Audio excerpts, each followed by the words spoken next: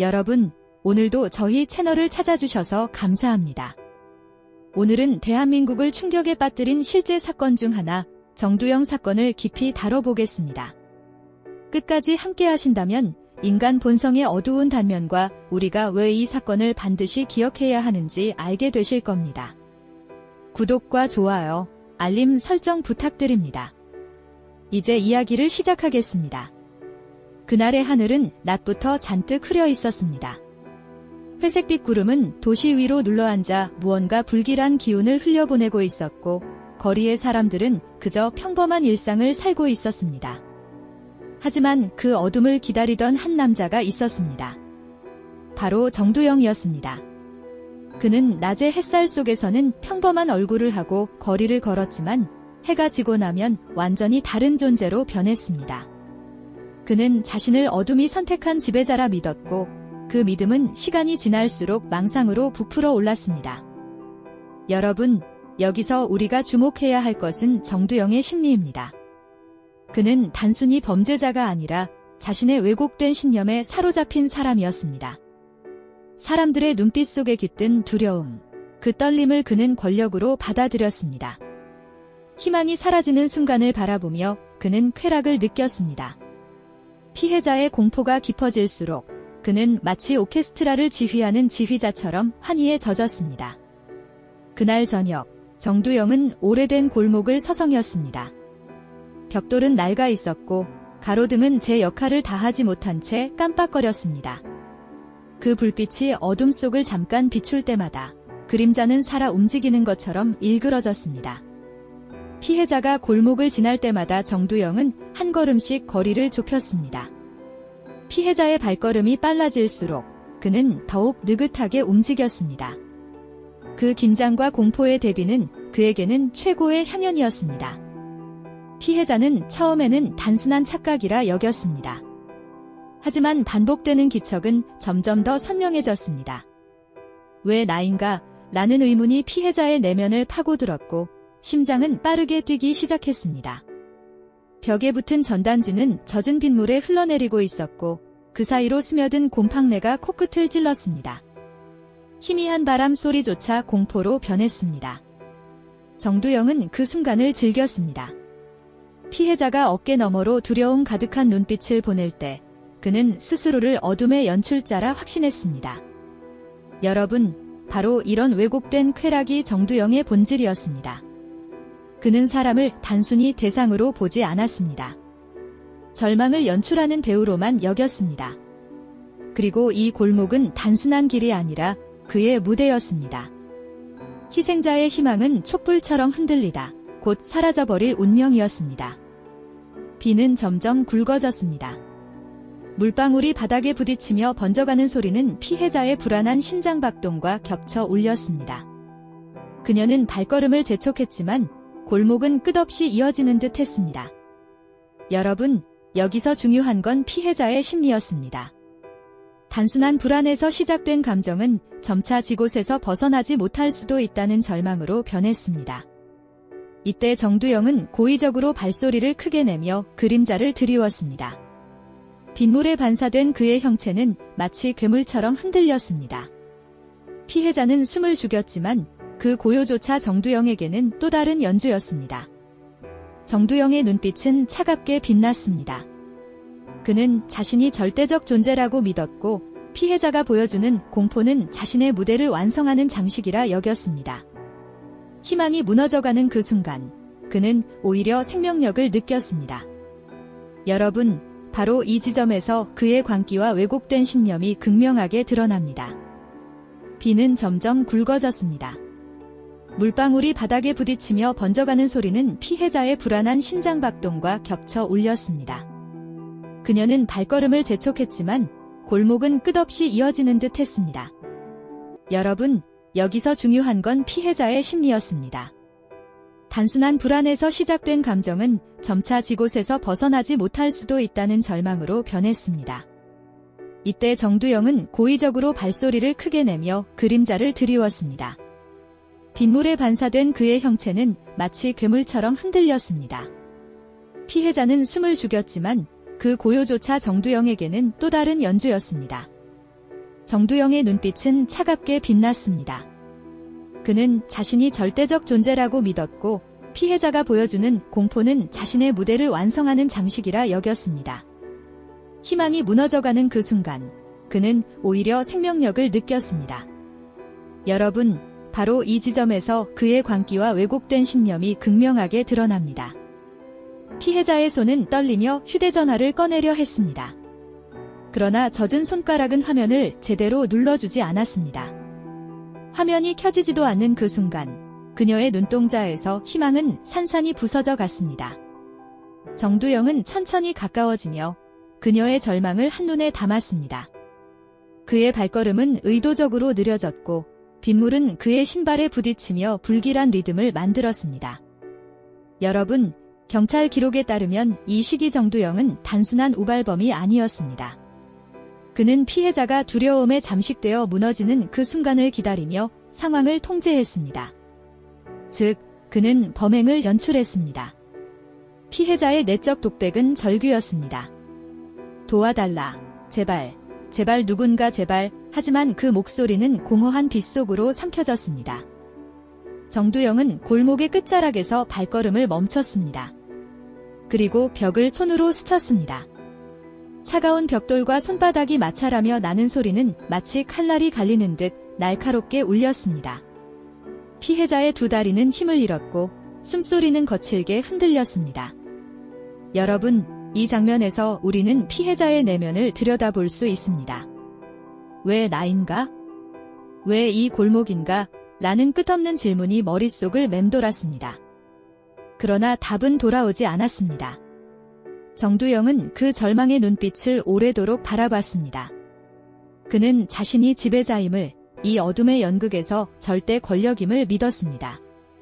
골목은 더 이상 일상의 길이 아니었습니다. 그것은 괴물이 무대를 만든 지옥의 입구였고 그곳에서 희망은 완전히 꺼져갔습니다. 여러분, 정두영은 한 번의 공포로 만족하지 않았습니다. 그는 마치 실험을 반복하듯 상황을 재현하고 변주했습니다. 골목에서 느낀 희열은 또 다른 장소로 이어져야 했습니다. 그가 이번에 택한 곳은 버려진 폐차장이었습니다. 낮에는 철제 더미와 녹슨 차량들이 아무 의미 없이 쌓여 있었지만 밤이 되면 그 풍경은 음산한 악몽의 배경으로 변했습니다. 달빛이 부서진 유리창에 반사되어 날카로운 빛을 뿜었고 바람이 차체 사이를 스치며 낸 금속성 울림은 마치 신음처럼 들렸습니다. 정두영은 이 공간에서 자신이 지배자라는 사실을 다시 한번 확인하고 싶었습니다. 그는 폐차장 사이로 발걸음을 옮기며 고의적으로 철판을 밟았습니다. 끼익거리는 금속음이 사방에 퍼져나갔습니다. 멀리서 지나가던 한 청년이 그 소리에 놀라 발걸음을 멈췄습니다. 청년은 순간 고개를 돌렸지만 시야에는 부서진 차량과 어둠만이 가득했습니다. 그러나 불안은 이미 그의 가슴속을 파고들었습니다. 피해자는 주위를 살피며 조심스레 발걸음을 옮겼습니다. 그러나 바닥에 흩어진 유리 파편이 그의 발밑에서 부서지며 또 다른 소리를 냈습니다. 그 순간 그는 마치 스스로 공포의 무대에 들어선 배우처럼 느껴졌습니다. 정두영은 그림자 속에서 이 장면을 즐겼습니다. 여러분, 여기서 중요한 건 정두영이 피해자를 단순한 대상이 아니라 연극의 도구로 본다는 점입니다. 그는 청년이 주위를 두리번거리며 점점 불안에 잠식되는 모습을 감상했습니다. 피해자의 눈동자는 흔들리고 손끝은 허공을 더듬으며 무언가를 붙잡으려 했습니다. 정두영은 철제 문을 갑자기 세게 밀었습니다. 쾅 울리는 소리가 폐차장 전체를 울렸습니다. 청년의 심장은 폭발할 듯 요동쳤고 손에서 들고 있던 작은 가방이 떨어졌습니다. 금속 바닥에 부딪히며 나는 소리는 마치 희망이 산산이 깨지는 소리 같았습니다. 청년은 누구야? 라고 외쳤지만 돌아온 건 정막뿐이었습니다. 정두영은 그림자 속에서 천천히 움직였습니다. 청년은 자신이 쫓기고 있음을 본능적으로 느꼈습니다. 그러나 그 공포를 입 밖으로 꺼낼 수 없었습니다. 목은 말라붙었고 다리는 제 역할을 하지 못했습니다. 그는 폐차장의 출구를 찾으려 했지만 부서진 차량과 금속 더미는 미로처럼 길을 막았습니다. 여러분, 피해자의 내면에서 터져나오는 질문은 단 하나였습니다. 왜 하필 나인가? 내가 뭘 잘못했단 말인가? 그러나 정두영은 그 질문조차 즐겼습니다. 그는 피해자의 절망을 자신이 만든 시나리오의 클라이맥스로 받아들였습니다. 폐차장은 더 이상 버려진 공간이 아니었습니다. 그것은 괴물이 지배하는 무대였고 절망의 울림은 철제 더미 사이에서 끝없이 메아리쳤습니다. 정두영은 그 속에서 다시 한번 스스로를 공포의 연출자라 확신했습니다. 폐차장에서 느낀 짜릿한 전율은 정두영을 더욱 대담하게 만들었습니다. 그는 더 이상 한정된 공간에 머물러 있지 않았습니다. 이제는 사람들이 언제든 마주칠 수 있는 일상의 길목을 자신의 무대로 삼고자 했습니다. 여러분, 여기서 중요한 건 그의 심리가 점점 확장되고 있다는 점입니다. 단순한 골목이나 버려진 장소가 아니라 이제는 평범한 길조차 공포로 물들이려 했던 겁니다. 그날 정두영은 고속도로 갓길을 서성이며 새로운 장면을 구상했습니다. 차량들이 지나갈 때마다 헤드라이트가 그의 그림자를 길게 느렸습니다. 빛이 지나가면 그림자는 끊겼고 다시 어둠이 덮였습니다. 그 순간마다 정두영은 자신의 존재가 도시의 맥박을 따라 숨쉬고 있다고 착각했습니다. 갓길을 따라 걷던 한 운전자가 차에서 내려 타이어를 살피고 있었습니다. 정두영의 시선은 곧바로 그에게 꽂혔습니다. 운전자는 급히 바퀴를 확인하며 손전등을 비추고 있었습니다. 그러나 그 불빛이 어둠을 쫓아내기에는 턱없이 부족했습니다. 정두영은 서서히 다가가며 일부러 자갈을 밟았습니다. 바스락거리는 소리가 고속도로의 웅웅거림 사이로 스며들었습니다. 운전자는 순간적으로 고개를 돌렸지만 보이는 것은 빈 도로와 흔들리는 그림자뿐이었습니다. 하지만 이미 그의 마음속에는 설명할 수 없는 두려움이 들어앉았습니다. 정두영은 이 장면을 즐겼습니다. 그는 자신의 존재가 보이지 않아도 그 불안을 통해 충분히 지배할 수 있다고 믿었습니다. 피해자의 손전등 불빛이 떨릴 때마다 정두영은 희열을 느꼈습니다. 여러분, 경찰 기록에 따르면 이 시기 정두영은 점점 더 존재감 자체를 무기로 삼았습니다.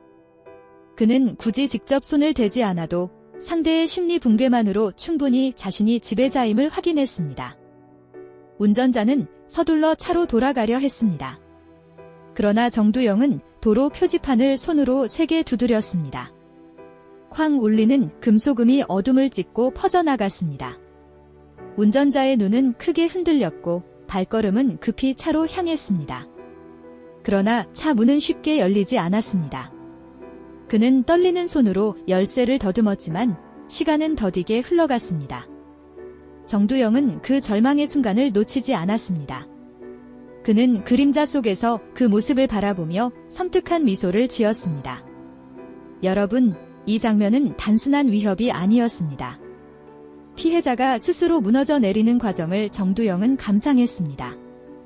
고속도로 갓길은 더 이상 단순한 도로가 아니었습니다. 그것은 괴물이 지배하는 무대였고 희망은 차갑게 바람에 휩쓸려 사라졌습니다. 폐차장을 빠져나온 정두영은 더욱 대담해졌습니다. 그는 이제 작은 공간에 갇히지 않았습니다. 밤마다 도시 곳곳을 자신의 무대로 삼으며 새로운 실험을 이어갔습니다.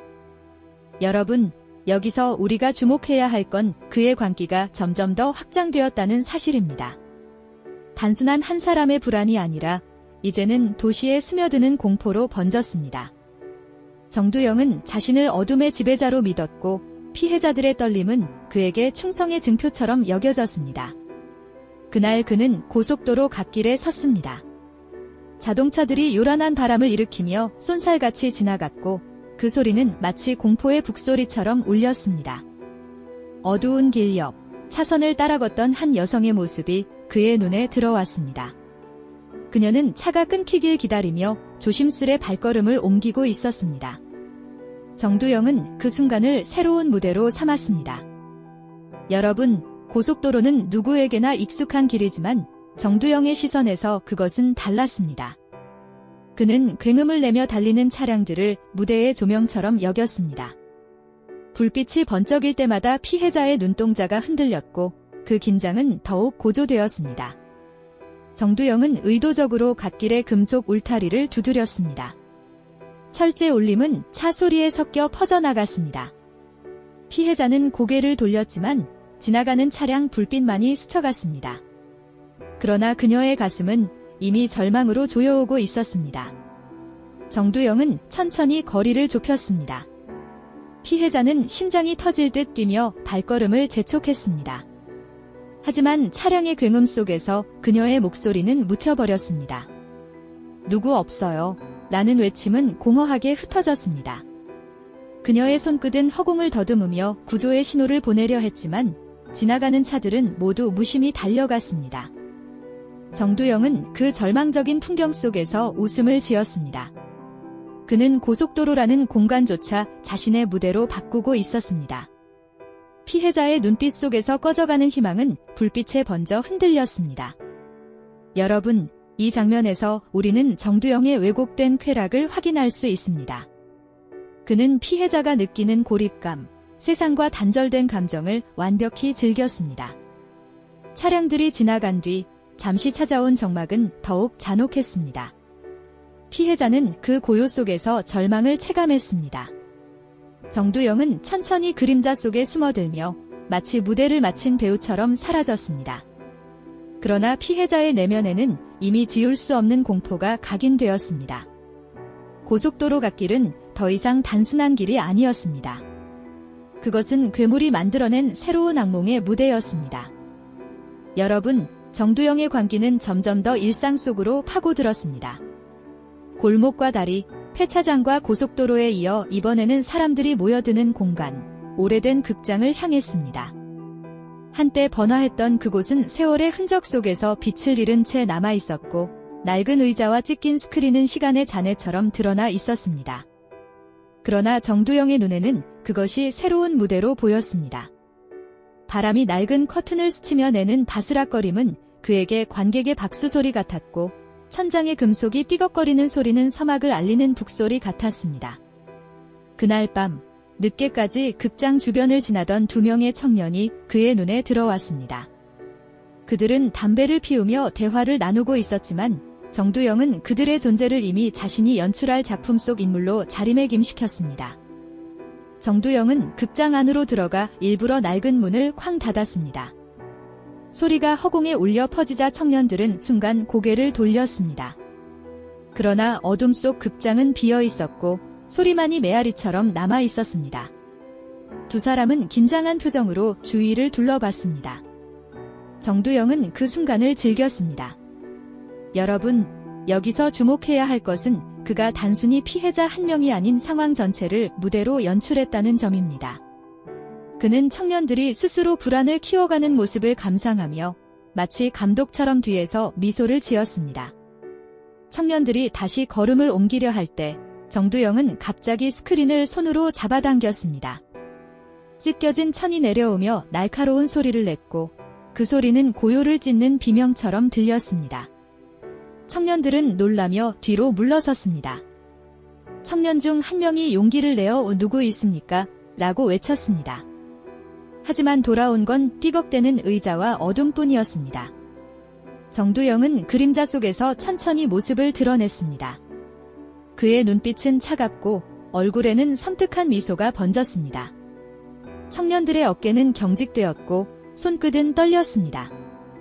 여러분, 이 장면에서 피해자들은 단순히 낯선 공간에 갇힌 것이 아니라 심리적 압박 속에 갇혔습니다. 도망치려는 의지는 있었지만 낡은 극장은 출구조차 모호했습니다. 정두영은 그 절망을 오래도록 바라보며 자신이 공포의 지배자임을 확신했습니다. 극장은 더 이상 버려진 건물이 아니었습니다. 그것은 괴물이 만든 새로운 악몽의 무대였고 두 청년의 눈빛 속에서 희망은 완전히 꺼져갔습니다. 여러분, 정두영의 광기는 여기서 멈추지 않았습니다. 그는 이제 특정 장소에 머무르지 않았습니다. 골목과 다리, 고속도로, 폐차장, 극장을 거치며 그는 도시 전체를 무대로 바꾸고 있었습니다. 공포는 특정 피해자에게만 머무르지 않았습니다. 사람들은 밤마다 이유 없는 불안에 사로잡혔고 경찰은 시민들의 신고로 몸살을 앓기 시작했습니다. 하지만 정두영은 그 모든 혼란조차 자신이 지휘하는 연극의 일부라 여겼습니다. 그는 공포의 지배자라는 착각 속에서 더욱 대담해졌습니다. 그날 밤, 그는 오래된 시장으로 향했습니다. 낮에는 활기를 띠던 시장이었지만 밤이 되면 모든 가게가 문을 닫고 어둠에 잠겼습니다. 간판 불빛은 꺼져 있었고 남은 것은 곰팡내와 썩은 채소 냄새뿐이었습니다. 그곳에 남아 늦게까지 일하던 상인이 있었습니다. 그는 물건을 정리하며 지친 한숨을 내쉬고 있었습니다. 정두영은 의도적으로 시장 바닥의 깡통을 발로 찼습니다. 금속이 구르며 내는 소리는 정적을 찢는 칼날 같았습니다. 상인은 고개를 번쩍 들었지만 보이는 것은 텅 빈 통로뿐이었습니다. 그러나 그의 등줄기에는 이미 식은 땀이 흘렀습니다. 정두영은 그림자 속에서 천천히 다가가며 상인의 불안을 즐겼습니다. 여러분, 여기서 중요한 건 정두영이 공간의 정막을 무기로 사용했다는 겁니다. 시장의 고요는 그 자체로 함정이었고 작은 소리 하나가 사람을 무너뜨리는 트리거가 되었습니다. 상인은 떨리는 손으로 가게 셔터를 내리려 했지만 정두영은 다시 한번 금속 소리를 내며 그의 의지를 꺾었습니다. 셔터는 중간에 멈췄고 상인은 뒷걸음질치며 벽에 부딪혔습니다. 정두영은 그림자 속에서 모습을 드러냈습니다. 그의 얼굴에는 섬뜩한 미소가 떠올랐고 눈빛은 차갑게 빛났습니다. 상인은 말을 잇지 못하고 숨만 몰아쉬었습니다. 그의 내면에는 단 하나의 질문이 맴돌았습니다. 왜 나인가?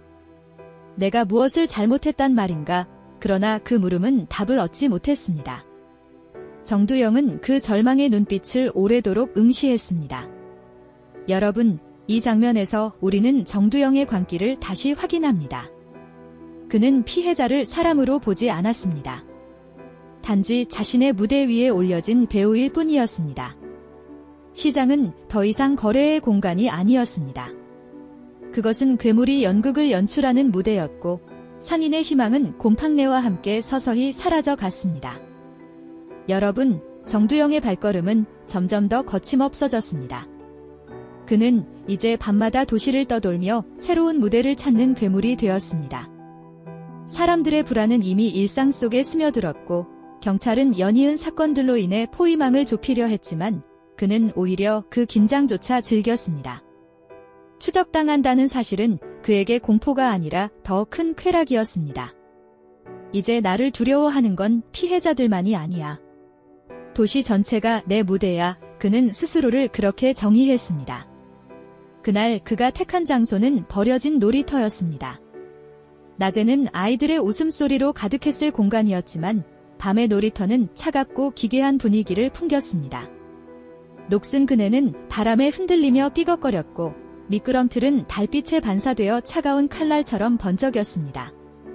정두영은 이곳에서 또 다른 희생자를 기다렸습니다. 늦은 밤, 한 여성이 공원을 가로질러 귀가하던 길이었습니다. 그녀는 지름길이라 생각하고 놀이터를 지나쳤지만 곧 발걸음을 멈출 수밖에 없었습니다. 바람에 흔들리는 그네의 소리가 이상하게도 사람의 신음처럼 들렸기 때문입니다. 그녀는 불안한 눈빛으로 주위를 둘러봤지만 놀이터는 텅 비어 있었습니다. 그러나 여러분, 이때 이미 정두영은 그림자 속에서 그녀를 주시하고 있었습니다. 그는 일부러 모래바닥을 밟았습니다. 바스락거리는 소리가 고요 속에서 크게 울렸습니다. 여성은 몸을 움찔하며 뒤돌아봤습니다. 아무도 없는 듯 보였지만 그녀의 심장은 이미 두려움에 갇혀 있었습니다. 정두영은 그녀의 떨림을 감상하며 천천히 거리를 좁혔습니다. 여성은 서둘러 발걸음을 옮겼습니다. 그러나 녹슨 철봉이 갑자기 흔들리며 삐걱거리는 소리를 냈습니다. 정두영이 고의로 건드린 것이었습니다. 그 소리는 도망칠 수 없다는 잔혹한 신호처럼 들렸습니다. 그녀의 눈빛은 흔들렸고 손끝은 허공을 더듬으며 구조를 갈망했습니다. 하지만 놀이터는 고립된 무대였고 그녀의 목소리는 바람 속으로 흩어졌습니다. 정두영은 모습을 드러내며 섬뜩한 미소를 지었습니다. 그의 눈빛은 차갑게 빛났고 여성은 숨조차 제대로 쉬지 못했습니다. 여러분, 이 장면에서 우리는 정두영의 광기를 다시 확인합니다. 그는 아이들의 웃음소리가 남아있어야 할 공간마저 절망의 무대로 변주했습니다. 놀이터는 더 이상 희망의 장소가 아니었습니다. 그것은 괴물이 만들어낸 악몽의 연극장이었고 그녀의 희망은 삐걱거리는 그네와 함께 꺼져갔습니다. 여러분, 정두영의 행적은 점점 더 대담해졌습니다. 그는 이제 좁은 골목이나 버려진 공간에 만족하지 않았습니다. 사람들의 왕래가 있는 곳에서도 자신이 지배자임을 증명하고 싶어 했습니다. 그날 그는 오래된 버스 정류장을 향했습니다. 낮에는 수많은 발걸음이 스쳐 지나가던 곳이었지만 자정이 넘자 그곳은 고요와 어둠에 잠겼습니다. 낡은 의자에는 빗물이 고여 있었고 깨진 가로등은 꺼진 채 검은 그림자만 드리웠습니다. 한 청년이 버스를 기다리며 정류장에 앉아 있었습니다. 그는 이어폰을 낀 채 음악을 듣고 있었지만 무언가 잘못된 기운을 느끼자 귀에서 이어폰을 빼냈습니다. 순간 고요한 밤에 스며든 발자국 소리가 정류장 쪽으로 다가왔습니다. 정두영은 그림자 속에서 그 장면을 지켜보며 섬뜩한 미소를 지었습니다. 정두영은 일부러 자판기를 세게 두드렸습니다. 금속 울림이 정류장 전체에 퍼져나갔고 청년은 흠칫 놀라 자리에서 일어섰습니다. 그는 주위를 두리번거렸지만 아무도 보이지 않았습니다. 그러나 가슴은 이미 두려움으로 죄어오고 있었습니다.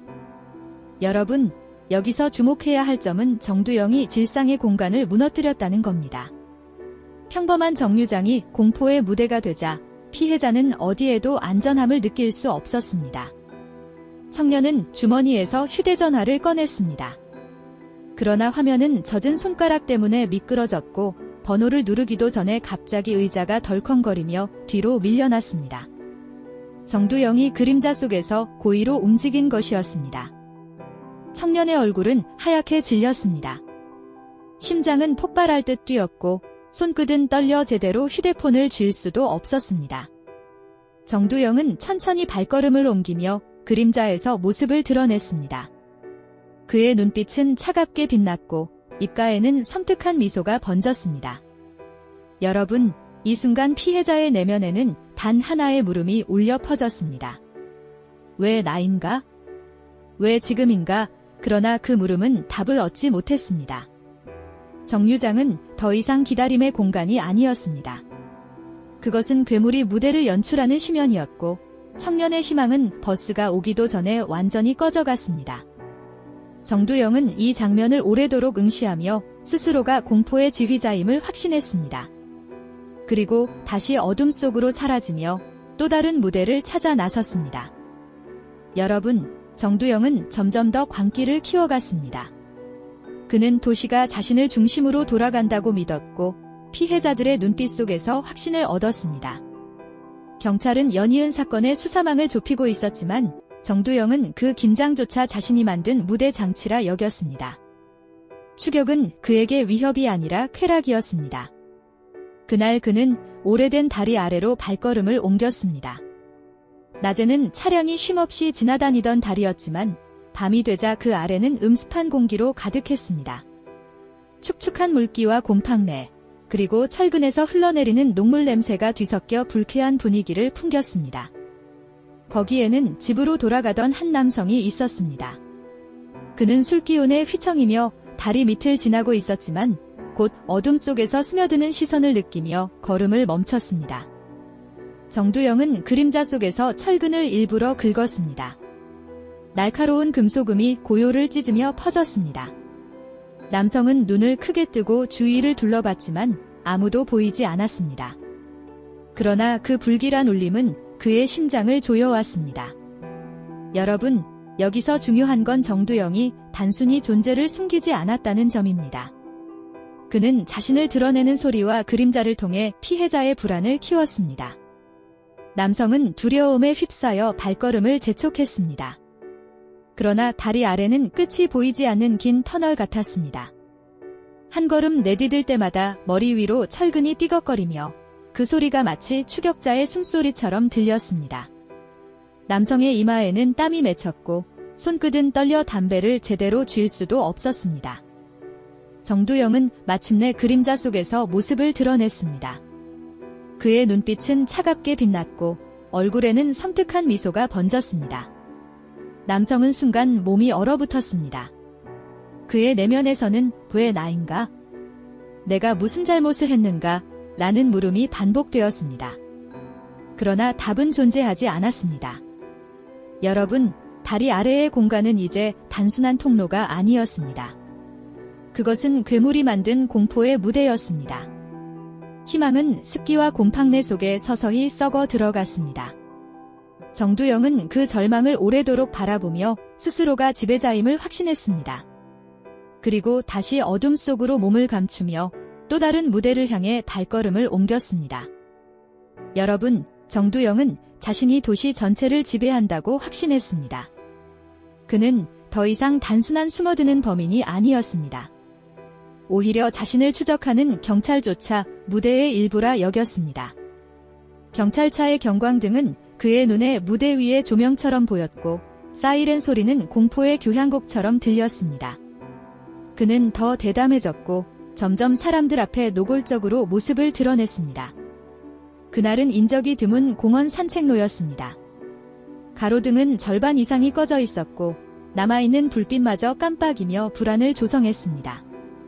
산책로를 따라 걷던 중년 부부가 있었습니다. 그들은 평범하게 집으로 향하던 길이었지만 곧 누군가 따라오는 발자국 소리를 느끼며 서로의 손을 더욱 꼭 잡았습니다. 정두영은 일부러 산책로의 자갈을 밟으며 소리를 냈습니다. 자잘한 돌이 구르며 내는 소리는 마치 부부의 심장을 직접 두드리는 망치 같았습니다. 남편은 뒤를 돌아봤지만 그림자만이 길게 드리워져 있었습니다. 부인은 떨리는 목소리로 누구세요?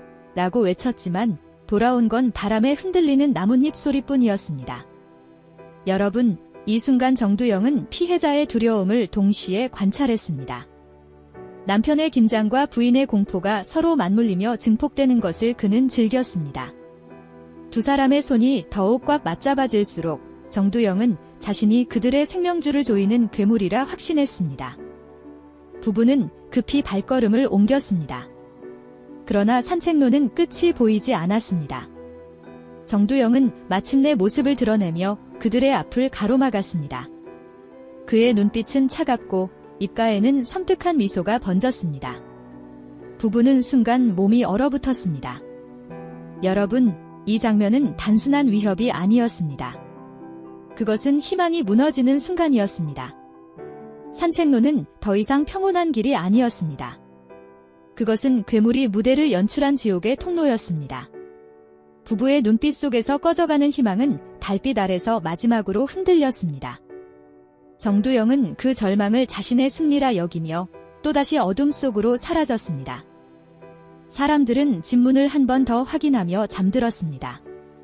경찰은 순찰 인력을 늘리고 제보 전화선을 24시간 열어두었지만 정두영은 그 긴장감마저 자신의 무대 조명처럼 소비했습니다. 그는 군중 속에서 평범한 얼굴을 하고 걸어 다녔고 바로 그 평범함이 방심을 낳는 장치가 되었습니다. 그날 밤 그는 오래된 주상복합의 지하 연결 통로에 발을 들였습니다. 주차장의 형광등은 간헐적으로 깜빡였고 천장 배관에서 떨어지는 물방울이 바닥을 톡톡 두드렸습니다. 금속 냄새, 타이어 냄새, 오래된 콘크리트 냄새가 뒤엉켜 무거운 공기를 만들었습니다. 엘리베이터를 기다리던 젊은 여성 하나가 휴대전화 화면을 내려다보고 있었습니다. 정두영은 일정한 간격으로 발소리를 맞추며 다가갔고 형광등이 꺼졌다 켜질 때마다 두 사람의 그림자가 길게 늘어졌다가 잘렸습니다. 여성의 심장은 점점 빠르게 뛰었고 왜 이 시간에, 왜 이 통로에서 라는 내적 독백이 목구멍까지 차올랐습니다. 여러분, 여기서 주목해야 할 건 소리의 연출입니다. 정두영은 굳이 큰 행동을 하지 않습니다. 대신 배관에서 뚝뚝 떨어지는 물방울에 자신의 발소리를 겹치고 엘리베이터 문이 열렸다 닫히는 딩음을 불길한 신호로 바꿉니다. 여성은 버튼을 몇 번이나 눌러보지만 엘리베이터는 다른 층을 배회했고 그 짧은 지연이 공포의 간격을 키웠습니다. 정두영은 주차장 기둥을 손가락으로 톡톡 건드렸습니다. 콘크리트를 울리는 둔탁한 반향이 통로를 타고 번졌고 여성의 어깨가 움찔하며 굳었습니다. 화면 속 시계가 분을 넘길 때마다 지금 여기라는 사실이 더 선명해졌고 그녀는 문득 도망칠 수 있을까? 라는 질문과 동시에 다리 힘이 풀리는 감각을 느꼈습니다. 엘리베이터가 마침내 딩 하고 열리자 여성은 숨을 몰아쉬며 한 걸음 내디뎠습니다. 그 순간 정두영은 의도적으로 뒤에서 발을 크게 굴렀습니다. 콘크리트가 울리고 형광등이 다시 한번 깜빡이며 꺼졌다 켜졌습니다. 사라졌다가 돌아온 빛 속에서 여성은 뒤를 돌아봤지만 기둥과 그늘뿐. 그러나 그녀의 가슴 속에서는 이미 어떤 실체가 태어났습니다. 여러분, 이게 정두영의 방식입니다. 그는 피해자 스스로 공포의 형상을 만들어내도록 방치합니다. 엘리베이터 문이 닫히는 마지막 틈에서 여성의 눈빛은 유리문에 비친 자기 얼굴과 그 뒤의 공허를 동시에 보았습니다. 희망은 문틈에 끼인 종이처럼 구겨졌고 정두영은 그 구겨짐을 오래 바라보다가 조용히 계단 쪽 어둠으로 몸을 옮겼습니다. 도시의 심장부는 그렇게 또 한 번 침묵을 삼켰습니다. 경찰은 CCTV 동선을 분석해 특정 시간대의 이동 패턴을 짚어냈고 순찰차는 번화가와 외곽을 교차로 돌았습니다. 그러나 정두영은 사람의 시선이 닿기 어렵고 마이크가 잡아내지 못하는 사각을 집요하게 골라 움직였습니다. 그는 보이지 않는 곳에서 들리는 불길한 소리가 공포를 가장 빠르게 전염시킨다는 걸 알고 있었습니다. 그날 밤 그는 편의점 뒤편에 협소한 서비스 골목으로 스며들었습니다. 시래기 팬이 윙윙 돌고 종이 상자가 눌린 자국을 남긴 채 포개져 있었으며 바닥에는 에너지 음료가 말라붙어 끈적한 자취를 그려두고 있었습니다. 아르바이트생인 청년이 뒷문을 통해 쓰레기를 버리려 밖으로 나오는 순간 정두영은 의도적으로 캔을 발로 건드렸습니다. 빈 깡통이 골목을 구르며 가느다란 금소금을 냈고 시래기의 단조로운 소음과 섞여 이상한 박동처럼 들렸습니다. 청년은 고양이겠지라고 중얼거렸지만 말끝은 금세 말라붙었습니다. 정두영은 골목 모서리를 타고 원을 그리듯 움직였습니다. 청년이 시선을 돌리면 그는 이미 반대편 그늘로 올마가 있었고 상자 모서리를 손끝으로 긁어 미세한 마찰음을 흘렸습니다. 여러분, 이 미세한 소리들이 공포를 확장합니다. 큰 비명보다도 근거를 설명할 수 없는 규칙적 이음이 사람을 무너지게 합니다. 청년의 내면 독백은 분명해졌습니다. 왜 나야? 지금은 근무 중이고 CCTV도 있는데 그러나 정두영은 알고 있었습니다. 카메라는 뒷문 위쪽을 찍고 이 서비스 골목의 죽은 각은 기록되지 않는다는 것을. 청년의 손에 들린 검은 비닐은 점점 흔들렸고 그의 눈빛은 이유를 찾지 못한 채 공허로 가라앉았습니다. 정두영은 그늘에서 한 발 앞으로 나섰다가 일부러 다시 물러났습니다. 모습을 뚜렷이 보이게 하지는 않되 있다는 감각만 확고히 남기는 거리. 청년은 결국 뒷문 손잡이를 덥석 쥐고 안으로 들어가려 했지만 문이 걸림쇠에 잠시 걸려 덜컹거렸습니다. 그 미세한 지연이 심장을 잡아당겼고 손에서 비닐이 미끄러져 캔과 플라스틱이 바닥에서 굴렀습니다. 여러분, 그때 편의점 안쪽 라디오에서 흘러나온 교통정보 멘트가 잠깐 볼륨을 높였습니다. 일상의 소리인데도 청년에겐 구조가 아닌 조롱처럼 들렸습니다. 문이 끝내 열리고 그가 안으로 사라질 때 정두영은 빈 골목에 남아 시래기 송풍으로 나부끼는 전단지를 유심히 바라봤습니다. 심야 영업, 안전 동행 서비스. 그는 작게 웃었습니다. 안전은 문 안쪽에만 있고 공포는 문턱에 남는다는 사실을 확인한 듯이. 그리고 그는 또 다른 사각을 찾아 조용히 발을 뗐습니다. 여러분, 사회는 점점 무뎌지면서도 예민해졌습니다. 무뎌짐은 반복에 길든 반응이고 예민함은 아무 데서나 위험을 본다는 의미였습니다. 커뮤니티에는 확인되지 않은 목격담이 떠돌았고 경찰 발표는 조심스러워졌습니다. 정두영은 그 혼돈을 자신이 만든 안개라 여겼습니다. 그는 안개 속에서 더 잘 숨을 수 있고 더 잘 들릴 수 있다고 믿었습니다. 그날 그는 하천 산책로 아래의 인도교로 향했습니다.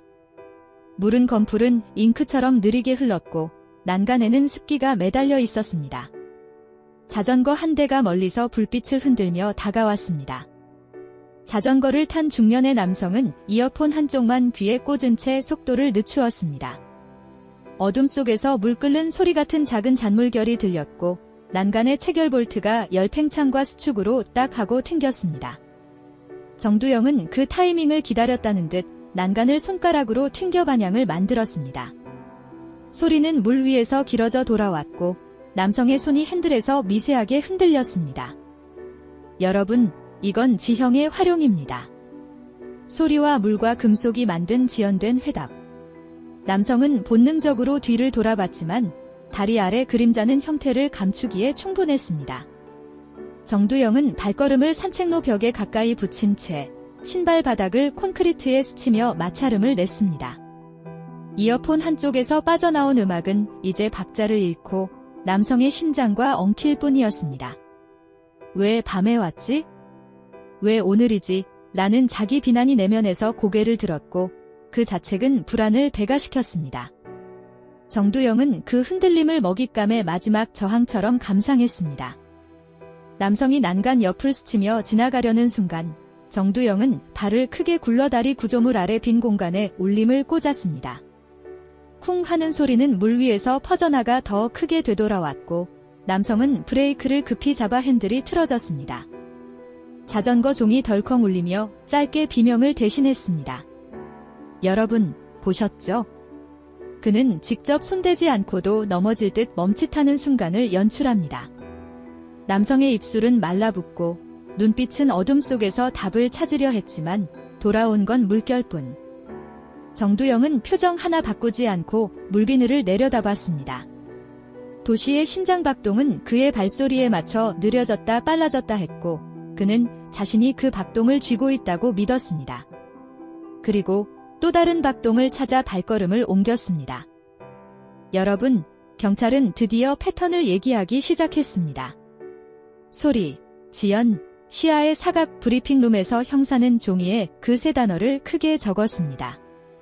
시민들에게는 동선 공유, 심야 동행, 밝은 길 이용을 권고했습니다. 그러나 정두영은 그 공지를 새로운 악보처럼 받아들였습니다. 밝음은 그에게 또 다른 눈부심, 동행은 둘의 불안을 동시에 증폭시키는 합주. 그는 지시문 사이의 틈새를 노렸습니다. 그날 밤 그는 재개발 예정지의 빈집 골목에 들어섰습니다. 유리창에는 벌써 철거 예정 스티커가 붙어 있었고 집집마다 남겨진 허기진 개수대와 벗겨진 장판이 기이한 공기를 풍겼습니다.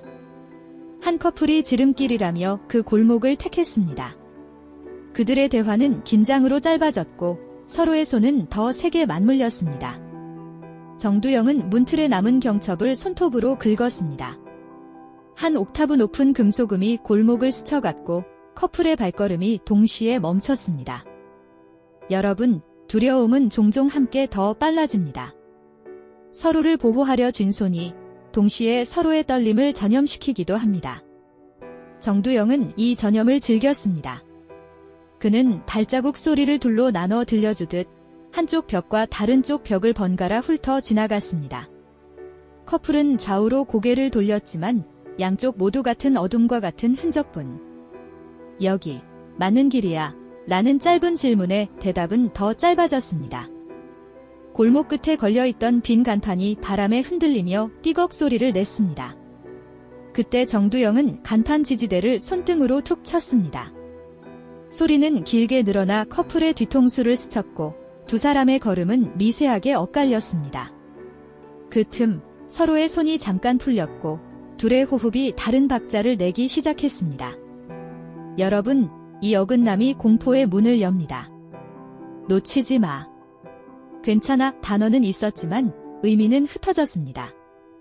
정두영은 그 틈새를 오래 바라보다가 마치 감독이 다음 장면을 예고하듯 뒤로 물러났습니다. 빈집의 유리창에 비친 어둠만이 고개를 끄덕였습니다. 여러분, 정두영은 점점 더 과감해졌습니다. 그는 이제 도심 한복판, 여전히 사람의 발걸음이 남아있는 곳조차 무대 삼기를 주저하지 않았습니다. 그날 그는 오래된 도서관 건물 뒷마당으로 향했습니다. 대출실 불빛은 꺼져 있었지만 창문에는 여전히 희미한 스탠드 불빛이 남아 있었습니다. 고요한 새벽, 졸업을 앞둔 여학생 한 명이 리포트를 마치고 늦게 집으로 향하던 길이었습니다. 그녀는 건물 모퉁이를 돌아 나와 뒷마당을 가로질렀습니다. 바람이 책장 사이를 지나듯 슥 하는 소리를 냈고 정두영은 그 타이밍을 노려 일부러 바닥에 흩어진 종이 조각을 밟았습니다. 바스락거리는 종이 소리는 그녀의 심장을 그대로 움켜쥐었습니다. 그녀는 핸드백을 더 꽉 움켜쥐며 걸음을 재촉했습니다. 하지만 곧 이어진 소리는 더욱 선명했습니다. 정두영은 책상 위에 놓여있던 의자를 의도적으로 밀었습니다. 나무다리가 콘크리트를 긁는 끼익 소리가 정막 속에 퍼졌습니다. 여러분, 이 소리는 단순한 소음이 아니었습니다. 그것은 무대 위의 커튼콜, 다음 장면이 시작된다는 신호였습니다. 여학생의 발걸음은 흐트러졌고 머릿속에는 왜 나인가? 내가 무엇을 했단 말인가? 라는 생각이 메아리 쳤습니다. 그러나 아무리 둘러봐도 건물은 이미 텅 빈 듯 보였습니다. 정두영은 그림자 속에서 천천히 이동했습니다. 형광등 하나가 간헐적으로 깜빡이며 그의 실루엣을 조각조각 비췄습니다. 여학생은 그 잔상을 붙잡으려 했지만 눈은 더 크게 흔들렸습니다. 여러분, 이때의 절망은 단순한 위협을 넘어섭니다. 그것은 현실과 환상의 경계가 무너질 때의 공포입니다. 여학생은 결국 핸드백을 떨어뜨리며 도서관 문으로 달려갔습니다. 그러나 문은 이미 굳게 잠겨 있었고 손잡이는 덜컹거릴 뿐이었습니다. 그녀의 숨은 목에 걸려 나오지 않았습니다. 정두영은 멀리서 그 광경을 지켜보며 섬뜩한 미소를 지었습니다. 도서관은 더 이상 지식의 저장소가 아니었습니다. 그것은 괴물이 연출한 악몽의 한 장면이었습니다. 여러분, 정두영은 경찰의 포위망이 좁혀진다는 사실조차 오히려 쾌락으로 소비했습니다. 그는 나를 쫓는 자들까지 내 무대 위 배우일 뿐이라고 확신했습니다. 추적의 긴장감은 그의 심리를 고조시켰고 그는 더 큰 자극을 원했습니다. 이번에는 버려진 아파트 단지를 택했습니다. 철거 직전의 건물들은 창문이 부서진 채 서 있었고 계단에는 먼지와 쓰레기가 가득했습니다. 밤바람이 빈 창문을 스치며 후우하고 울부짖듯 소리를 냈습니다. 그곳에는 순찰을 돌던 보안요원 2명이 있었습니다. 그들은 무전을 통해 서로의 위치를 확인했지만 이미 정두영의 귀에는 그 대화가 하나의 대본처럼 들렸습니다. 2동 확인 이상 무, 3동 진입이 짧은 문장들은 그의 귀에서 섬뜩한 리듬으로 변했습니다. 정두영은 계단 난간을 발로 차며 의도적인 울림을 만들었습니다. 쿵, 쿵 하는 둔탁한 소리가 어두운 건물 내부를 가득 채웠습니다. 보안요원은 무전을 잡으며 소리 들었나? 라고 물었지만 돌아온 건 잡음뿐이었습니다. 여러분, 이 장면에서 우리는 정두영의 잔혹한 심리 연출을 봅니다. 그는 자신의 존재를 증명하지 않으면서도 상대방이 스스로 공포의 형체를 상상하도록 몰아넣습니다. 보안요원 한 명은 손전등을 켜고 계단을 비추었습니다. 그러나 빛은 끝까지 닿지 않았습니다. 계단 중간 어딘가 그림자가 길게 흔들렸습니다. 그 순간 정두영은 녹슨 파이프를 손톱으로 긁었습니다. 끼익거리는 소리가 공기 속을 파고들었고 요원의 손전등 불빛이 떨렸습니다. 보안요원은 용기를 내어 계단을 오르려 했지만 발밑에서 갑자기 빈 캔이 굴렀습니다. 그것은 정두영이 미리 배치해둔 장치였습니다. 요원은 놀라며 뒤로 물러섰고 무전기를 손에 꼭 쥐었습니다. 그러나 무전기에서는 잡음만이 이어졌습니다. 여러분, 이때 정두영은 그들의 불안을 관객석에서 바라보듯 즐겼습니다. 그는 스스로를 감독이자 배우로 규정했습니다. 아파트 단지는 더 이상 철거를 기다리는 건물이 아니었습니다. 그것은 정두영의 무대였고 보안요원들의 눈빛 속에서 희망은 빠르게 꺼져갔습니다. 정두영은 그 절망을 충분히 감상한 뒤 다시 어둠 속으로 스며들었습니다. 도시의 심장은 여전히 그의 리듬에 맞춰 뛰고 있었습니다. 여러분, 정두영의 발걸음은 이제 도시 외곽까지 번졌습니다. 그는 자신의 존재가 넓어질수록 공포 또한 더 깊게 스며든다고 믿었습니다. 이번에 그는 고속도로 옆에 버려진 휴게소 건물에 몸을 숨겼습니다. 간판은 떨어져 나갔고 주유소 기계는 먼지와 녹으로 뒤덮여 있었습니다. 인적은 끊겼지만 불빛 없는 고속도로의 소음이 배경음처럼 울려 퍼졌습니다. 정두영은 이 공간에서 움직임의 고립을 연출하려 했습니다. 그날 밤 트럭 운전사가 졸음운전을 피해 잠시 차를 세우고 휴게소로 들어섰습니다. 그는 커피 자판기를 찾았지만 전원은 이미 끊겨 있었고 휴게소 내부는 차갑게 비어 있었습니다. 정두영은 일부러 유리창을 손톱으로 긁었습니다. 날카로운 음이 고요 속을 찢었고 운전사는 누구야?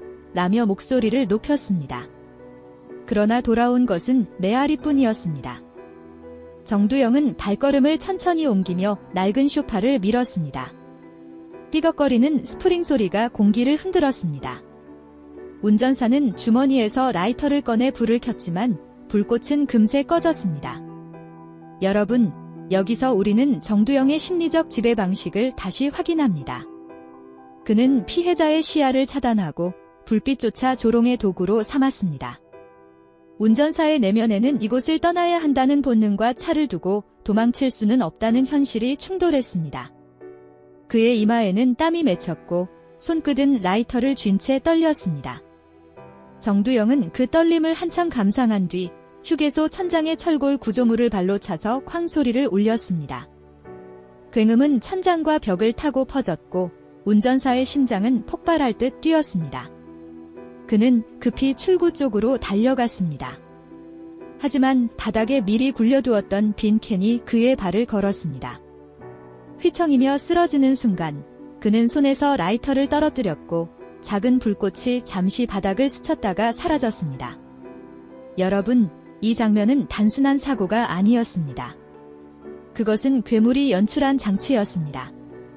휴게소는 더 이상 피로를 풀기 위한 공간이 아니었습니다. 그것은 정두영의 무대였고 운전사의 희망은 고속도로의 소음 속에서 서서히 사라졌습니다. 정두영은 어둠 속에서 그 모습을 오래 바라보다가 또다시 그림자 속으로 몸을 감췄습니다. 여러분, 이제 정두영은 자신이 공포의 예술가라고 착각하기 시작했습니다. 그는 장소를 고르는 기준마저 달라졌습니다. 사람들이 가장 안심해야 할 공간, 평범한 일상이 숨쉬는 곳을 의도적으로 택했습니다. 이번에는 낡은 세탁소였습니다. 낮에는 사람들의 대화와 세탁기 돌아가는 소리로 가득했지만 밤에는 텅 빈 기계음의 잔상만 남아 있었습니다. 그날 밤, 한 청년이 마지막으로 셔츠를 찾으러 세탁소에 들렀습니다. 형광등은 간헐적으로 깜빡였고 회전통 속에는 아직 젖은 빨래 냄새가 퍼져 있었습니다. 정두영은 뒤편에서 빨래줄을 당겨 삐걱거리는 소리를 냈습니다. 청년은 순간 몸을 돌렸지만 빨래들이 흔들릴 뿐 아무도 없었습니다. 정두영은 바닥에 굴러다니던 옷걸이를 손끝으로 튕겼습니다. 금속 옷걸이가 서로 부딪히며 내는 날카로운 음이 공기를 갈랐습니다. 청년은 목젖이 뻣뻣하게 말라붙는 걸 느꼈습니다. 여러분, 여기서 중요한 건 정두영이 질상의 물건을 공포의 도구로 바꾸는 방식입니다.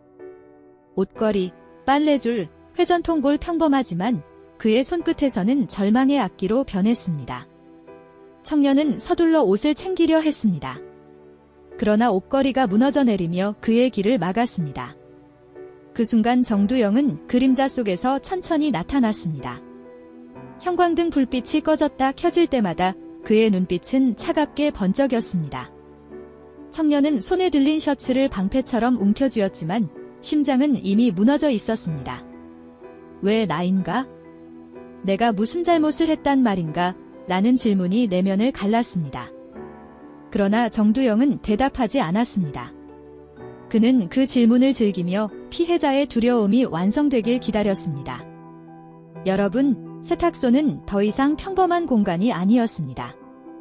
그것은 괴물이 설계한 악몽의 전시장으로 변했습니다.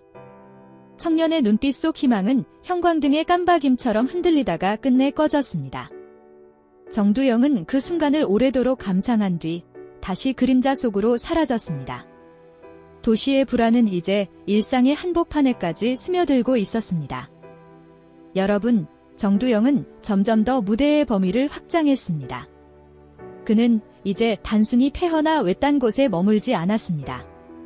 오히려 불빛이 남아있는 공간, 사람들이 여긴 괜찮다라고 생각하는 순간을 노렸습니다. 그날 그가 택한 곳은 오래된 극장이었습니다.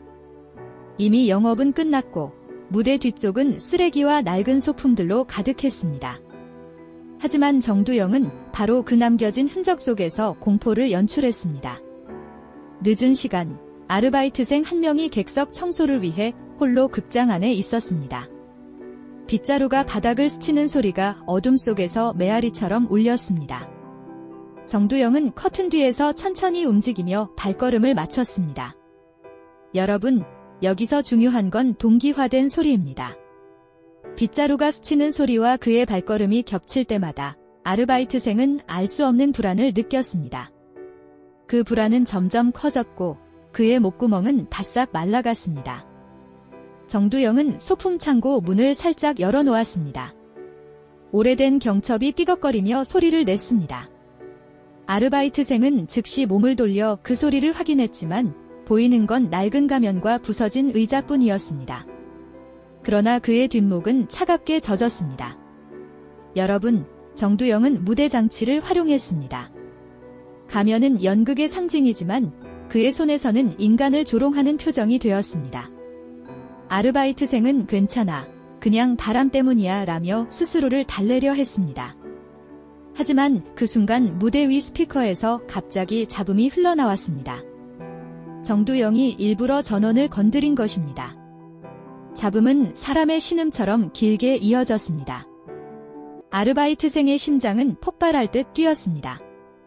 빗자루를 내려놓고 급히 출구로 향했지만 객석 사이 통로는 끝없이 이어지는 미로처럼 보였습니다. 정두영은 커튼 뒤에서 천천히 나타났습니다. 어둠 속에서 그의 눈빛은 날카롭게 빛났습니다. 여러분, 극장은 더 이상 연극의 공간이 아니었습니다. 그것은 괴물이 자신을 감독으로 착각하는 지옥의 무대였습니다. 아르바이트생의 희망은 객석 사이에 흩어진 종이처럼 구겨졌습니다. 정두영은 그 광경을 오래 바라보다가 다시 어둠 속으로 사라졌습니다. 무대 위의 마지막 조명이 꺼지자 극장은 완전히 침묵 속에 잠겼습니다.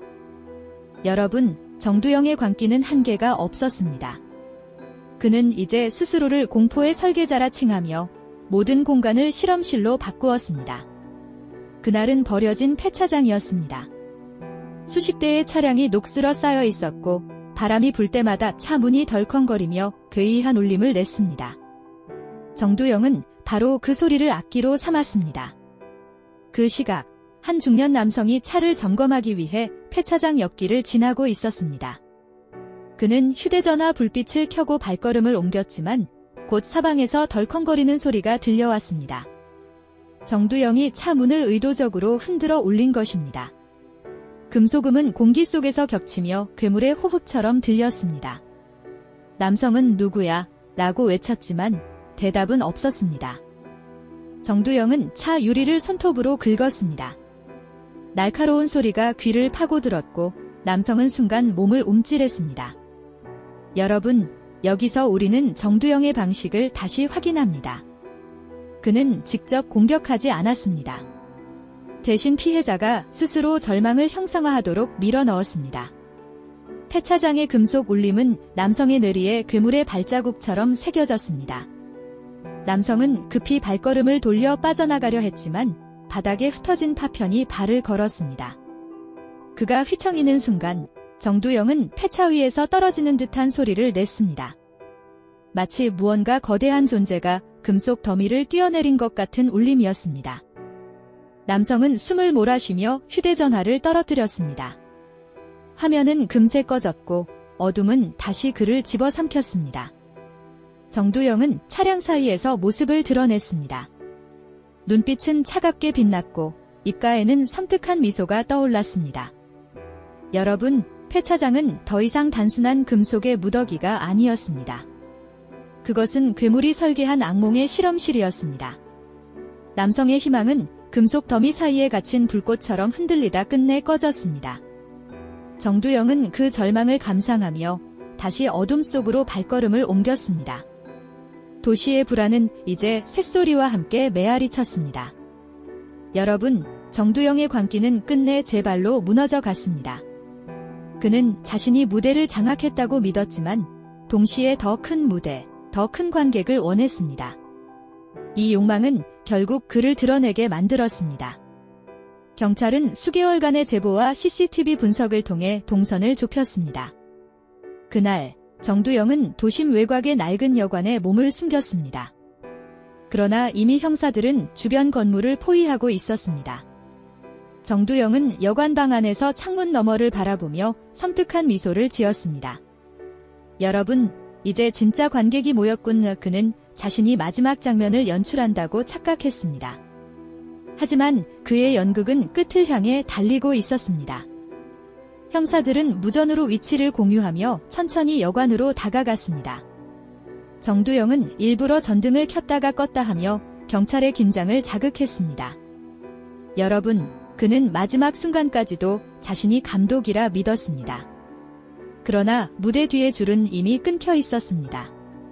경찰은 건물 전면을 봉쇄했고 특수부대는 뒷문으로 진입했습니다. 정두영은 결국 창문을 박차고 뛰어내리려 했습니다. 그러나 그 순간 형광등이 꺼지고 경찰의 조명이 방 안을 가득 채웠습니다. 이번엔 그가 공포의 시선 속에 놓인 배우가 된 것이었습니다. 정두영은 체포되는 순간에도 섬뜩한 미소를 지었습니다. 그는 스스로를 패배자로 인정하지 않았습니다.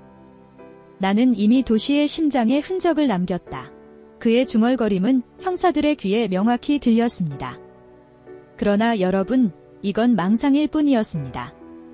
도시는 공포에서 벗어나기를 원했고 그의 끝은 단순한 범죄자의 몰락일 뿐이었습니다.